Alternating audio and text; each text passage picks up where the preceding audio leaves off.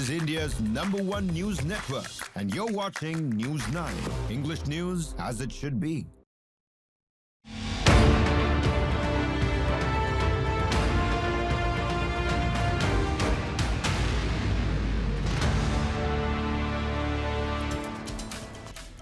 All right, let me first cut across to the very tragic developments that are coming in after the Air India plane crash in Ahmedabad. We're looking at investigation that now deepens.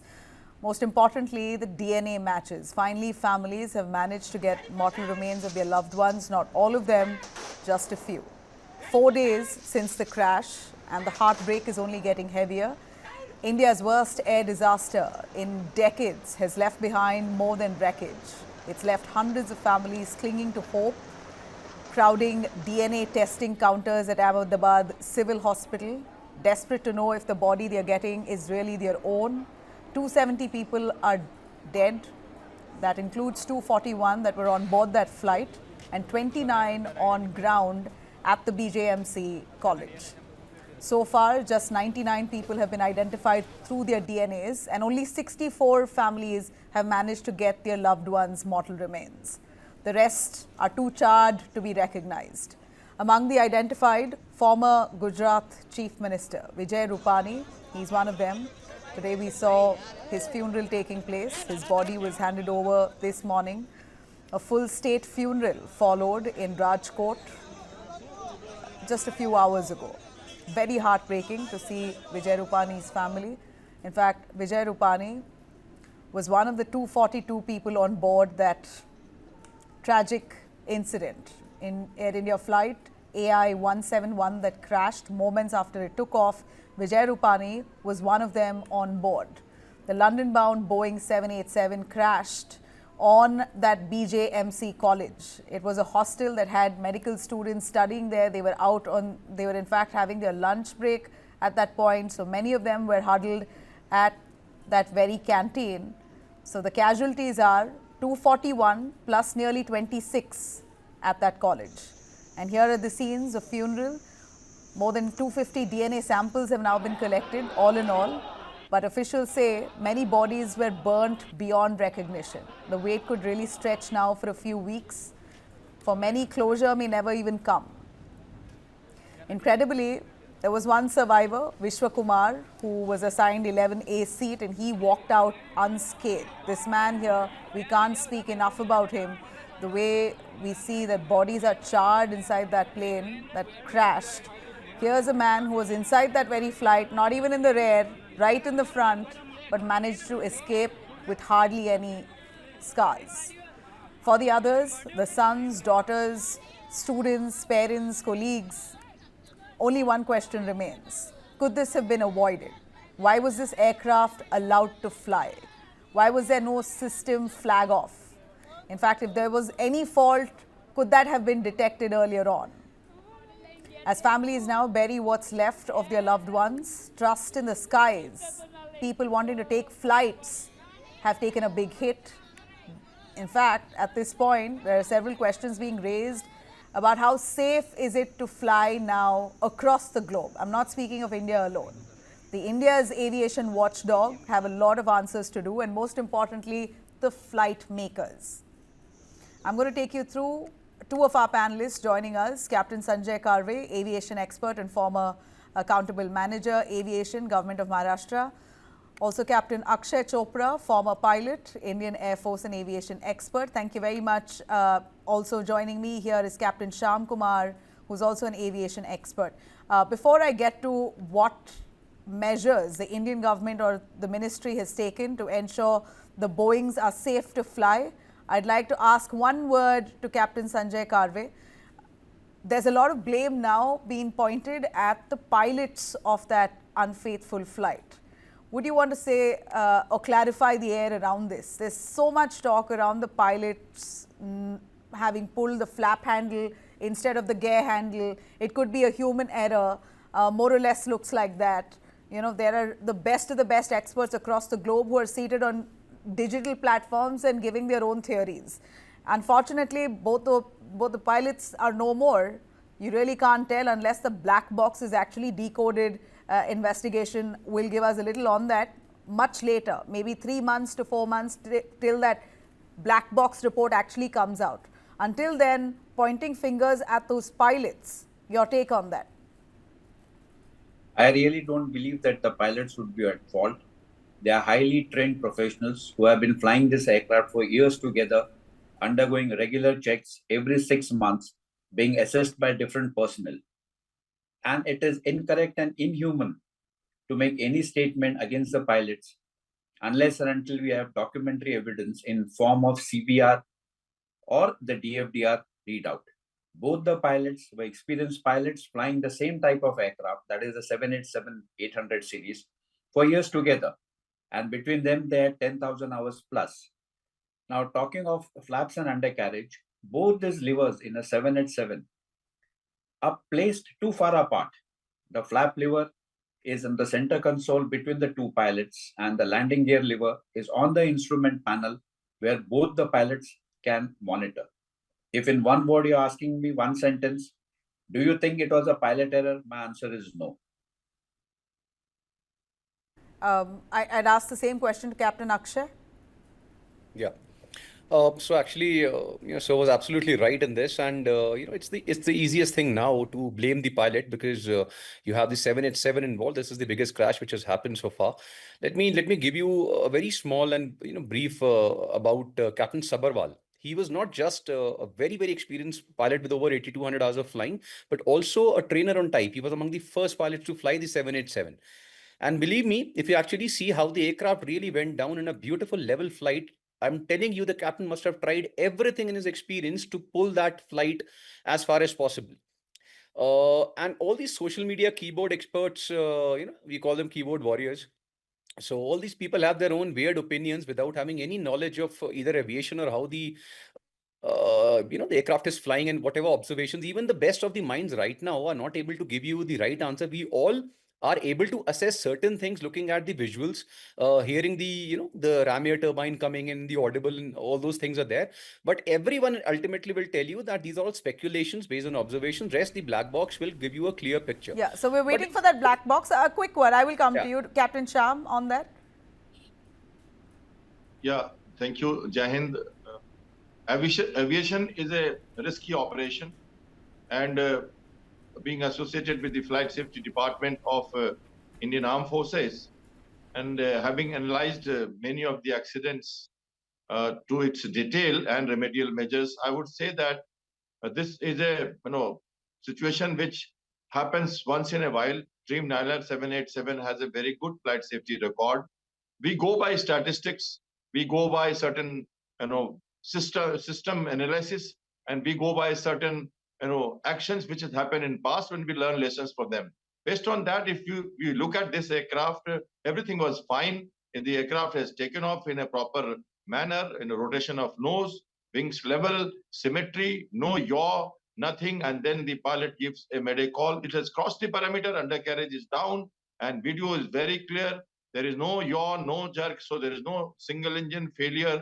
It appears to be, and also bird heat or ingestion of any FOD, etc. It doesn't look like, and both the engine are losing thrust slowly, and aircraft has got same nose. It is not able to climb, and it is reported as loss of thrust and not able to climb, pulling up. But he has then kept the cool and gone ahead.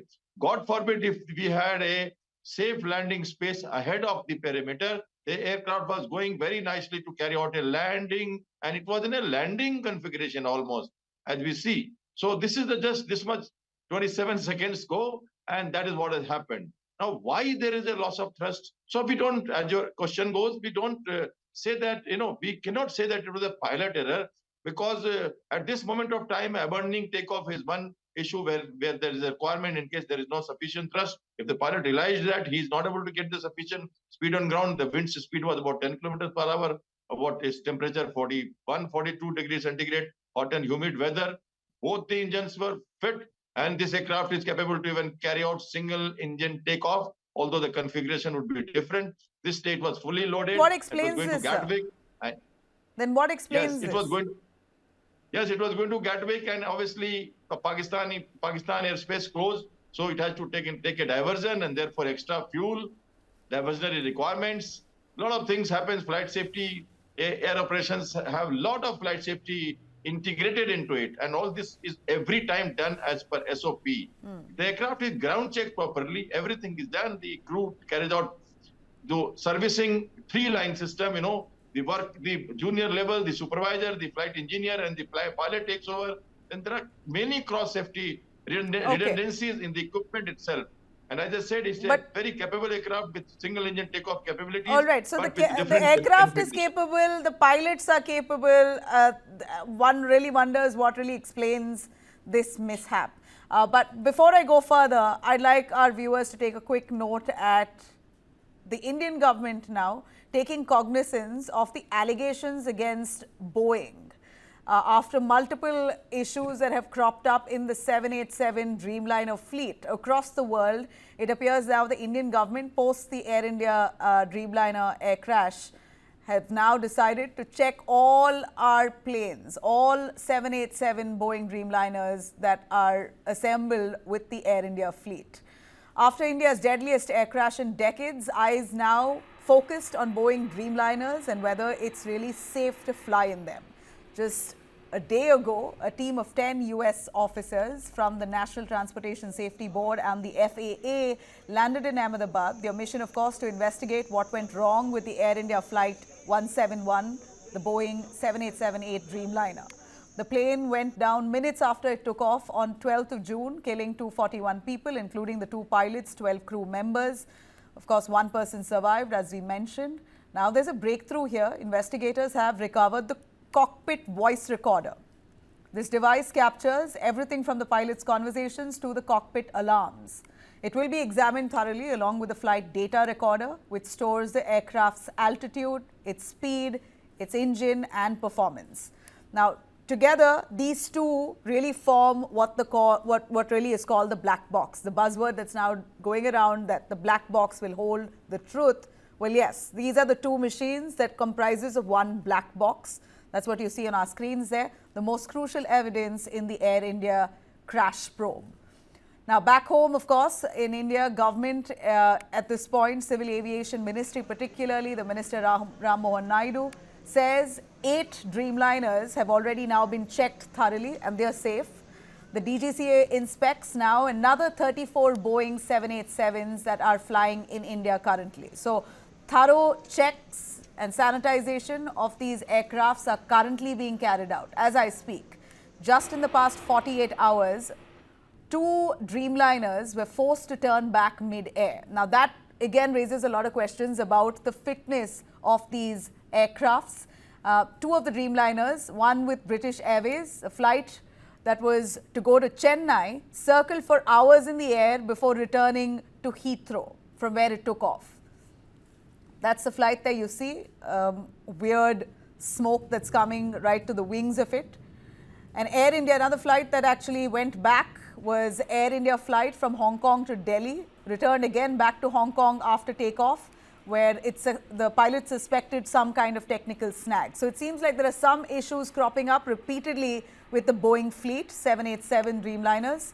Both planes that I just mentioned here landed back safely, but these back-to-back scares certainly now raising a lot of questions. Remember the Boeing whistleblower? He had called out the Dreamliner, the fleet of Dreamliners. In fact, that's the man, Sam Salepur, who called out Boeing for poor assembling of these Dreamliners. He in fact called these Dreamliners a ticking time bomb. He says they were aligned in a very poor, haphazard manner. There were lots of laxities when it comes to manufacturing and safety checks of these Boeing 787s. Precisely what the whistleblower working within the company said. Let's break it down. A quick look. In 2013, the entire Dreamliner fleet was grounded after battery fires were reported. In recent years, gaps in the fuselage, faulty parts, even tools left inside the planes during assembly were reported. In 2021, deliveries were stopped over safety concerns. And now in 2025, this particular crash marks Dreamliner's first ever full loss since it entered service. Once billed as really the future of flying, Boeing's Dreamliner is now facing its biggest test yet. The investigation is far from over.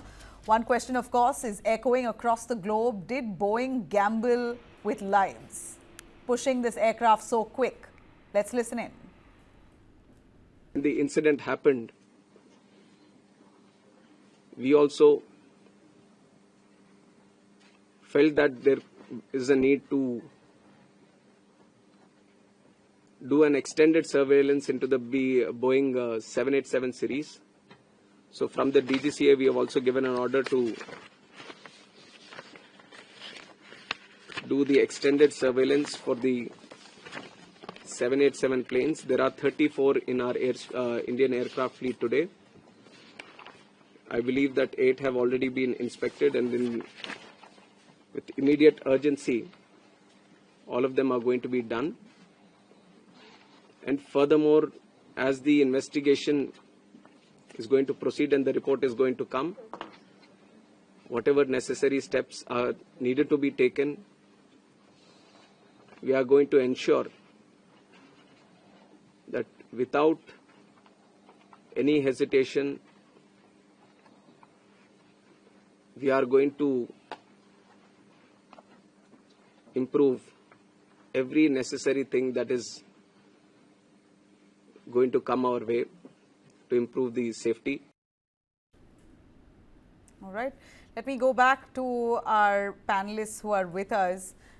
In fact, what we see here clearly is the Indian government at this point deciding that they're going to test every one of their Boeing 787s, because clearly at this point we lack trust in Boeing as a firm, with employee of Boeing itself calling out the firm of mismanagement, of using faulty parts, of manufacturing defects. And that speaks for a lot, because you have Boeing 787 Dreamliners across every country's major airline that's really bought those planes.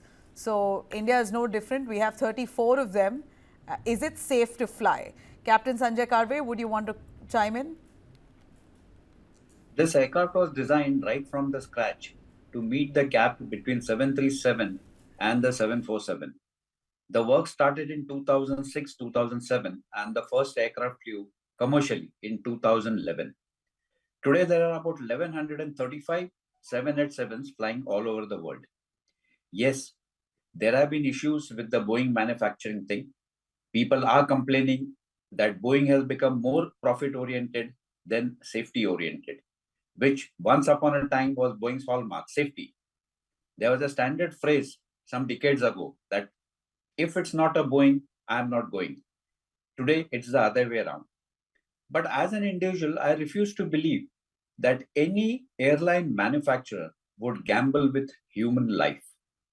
No aircraft manufacturer.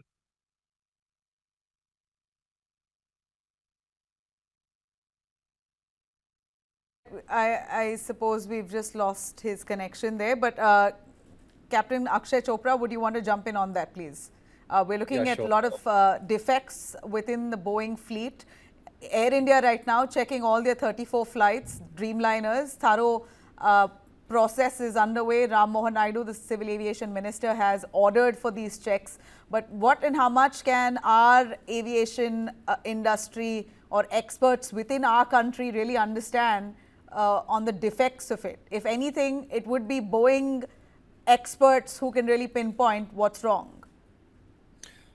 Okay, so first thing first, the picture which you showed, the video which you just showed, it was not some smoke coming out. It was basically the aircraft dumping the fuel, which just happened in one of the recent cases. So this is generally done when the aircraft landing weight is not there. So it gets lighter by dumping the fuel to get into the landing configuration. And it was one of the recent incidents with Boeing.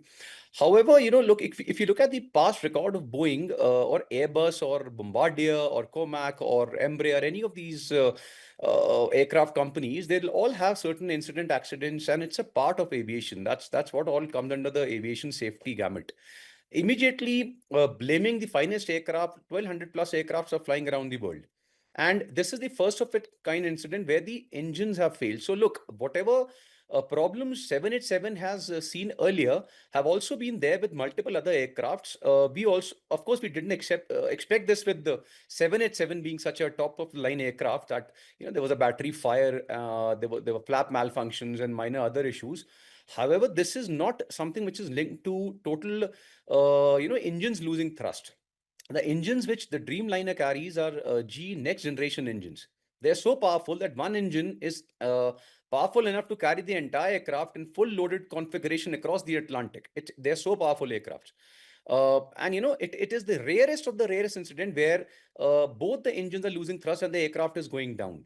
So now, if we suddenly start, of course, the other incident which we just saw with the Boeing after this incident is not something which I'll consider major ones. They're more into limelight after the AI717 crash, but these incidents are happening around the world with multiple other aircrafts also, if we actually notice. Of course, Boeing 787 has to be inspected. There is no doubt, and there'll be big questions already occurring in the international arena. But then, right now, just saying that, okay, is Boeing 100% at fault? No, I'll not accept this thing, because there is no way that you can fly an aircraft. It's not Boeing who is responsible only. That's just the company. Then international bodies out there, Indian DGCA is there, FAA is there. Everybody inspects every single aircraft before it gets So they into are very well aware of all the parts and fittings, even the Indian side. If India has bought these airplanes from Boeing, they are very well in the know of the mechanism, its manufacturing material, all of it. You're saying they're thoroughly aware. Look, I'll give you a very simple example. Let's take only the 787 fleet. Except the incident that just happened, the AI717, which of course we are all very worried about.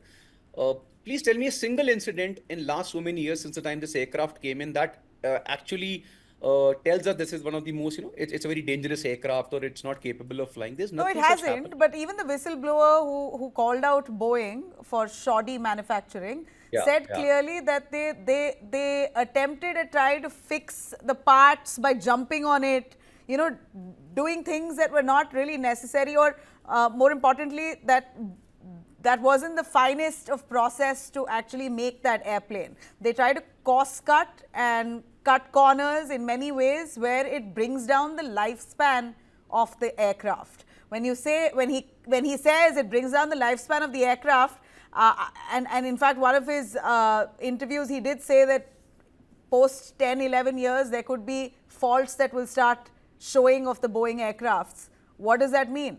It means the passengers will have to bear the brunt of it, maybe mid-air. Look, now another question occurs from this whistleblower. So the first thing is, Boeing has a fleet of multiple aircrafts. Why did this happen with the latest and the finest aircraft? If this is the case with Boeing, that it has been cutting corners, and I'm sure this is with every other company, it is just Boeing which is in limelight today. Why isn't it happening, or such an incident, or double engine failure, or such a massive crash happened before with other older aircrafts? We are also flying those aircraft from Boeing. So such incident has never happened. What is concerning people is not, it's not Boeing we are immediately to blame. It's a big company. It's a very old aviation and one of the top in the world. We cannot just say, okay, they're cutting corners. When an aircraft comes into a flight mode where a company operates the aircraft, there are hundreds and thousands of checks at every single step before an aircraft even takes off. Let me give you an example of this particular aircraft. People have been questioning, giving weird questions out there. The moment it landed in Ahmedabad from Delhi, it is inspected. There are top class technicians who are there who are inspecting this aircraft. Only then it takes off. And even before that, let's say you start the aircraft. If there is a minor malfunction in the aircraft is so capable, the avionics are so advanced, the electronics are so advanced, it will give indication of even the slightest of the malfunction to the pilot. And what is even more concerning? If that's the case, what explains what happened? What happened? Has there been a case study or a similar example you want to quote?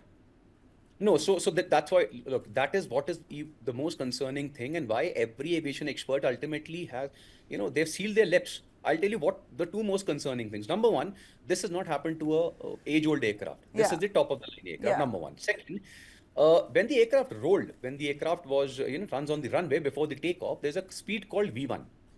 So if we achieve V1, after that, we have to take off. Before that, if there is a minor error or any kind of a problem which comes in the aircraft, snag which comes, the pilot detects it and he basically refuses to take off. He rejects the takeoff and he has the capability to do so. It means there was absolutely no indication on the avionics or any problem with the aircraft while he was running on the runway. The moment he took off, within 200 feet, Now, this is the most concerning thing that everybody is concerned about. Within 200 feet, what exactly happened that the finest aircraft starting going down in a level flight? Please understand the word level flight. As the other panelists very clearly said, when the aircraft, if there was a single engine failure, you will see that the aircraft will be doing left, right. In terms of the movement, the nose was absolutely straight, the wings were level. Number two, if the lone survivor who was there, if you listen to his interview, he very clearly said that after taking off, within some seconds, there was a complete blackout in the cabin and the emergency lights came out. So this means there was total electrical failure, number one, which is very shocking. Why? Because there are 3 backups in this aircraft. So why didn't the backups come up? Number one. Number two, the landing gears were down. The landing gears cannot be down. It is that either it is 100% hydraulic failure, of course, because it's total electrical failure, or the pilot must have thought that I'll be able to land back. But even more importantly, the engines were losing thrust. They were losing power. In simple terms, when you, let's say you're in a car and you're trying to press the accelerator, but the engines are not responding, they're just shutting down. This is exactly what happened in both the engines. That's why in the end, if you listen to the audio of the the crash, the ram air turbine, that it's a 2-blade propeller which came out, it comes out in the last moment of an emergency, and it is capable of generating ample power to let the aircraft fly and at least come back in emergency. But that was too low for the plane to recover exactly. from there. So the timing and everything, all this basically fell in line in such a critical manner that the finest of the pilots were not able to handle it. Now, one more thing very important is the aircraft, as I said, went down in a level flight. It did not go left and right. The pilot, with all his experience, must have tried every possible thing to push the aircraft and make sure that, he's able to land it somewhere. In my entire life, I have taken off my transport aircraft either from Baroda airfield or from Ahmedabad airfield. So there is no such problem. It's not that a flock of birds suddenly comes and hit you and they both engines go down in a 787. It's a very unlikely situation. So this is the question we are all I'm going to take concerned the about. final word from Captain Sham Kumar, as I'm short on time. Captain Sham Kumar, your final take on this. If it does not look like what Captain Chopra said, then what, in your view, is the best scenario that could have played out? Firstly, let me take the audience into confidence. Aircraft safety is a very complex operation. Yeah. We carry out checks very clearly, and air safety is a very, very, very stringent operation. And it goes with operation. Air safety goes with operation. Human error, negligence, judgment, material failure, fatigue failure, malfunction of engines are all categorized. They are checked. And incidents are different. Accidents are different. Wide-bodied aircraft world over has 0.027 per million departure. That means in 1 million departure, only 0.027 accidents, fatal or otherwise, have happened where we have lost the hull of the aircraft, or we lost the aircraft totally, or we had a fatal accident. Otherwise, world over, the opinion again, 1 million flights, 0.77 accidents have taken place.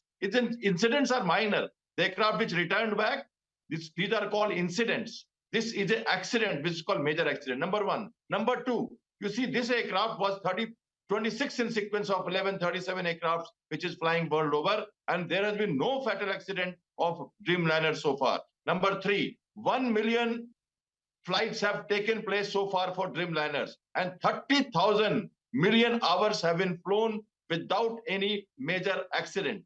These are the flight statistics of this aircraft. Our audience must get into confidence that one day Murphy Law will take place.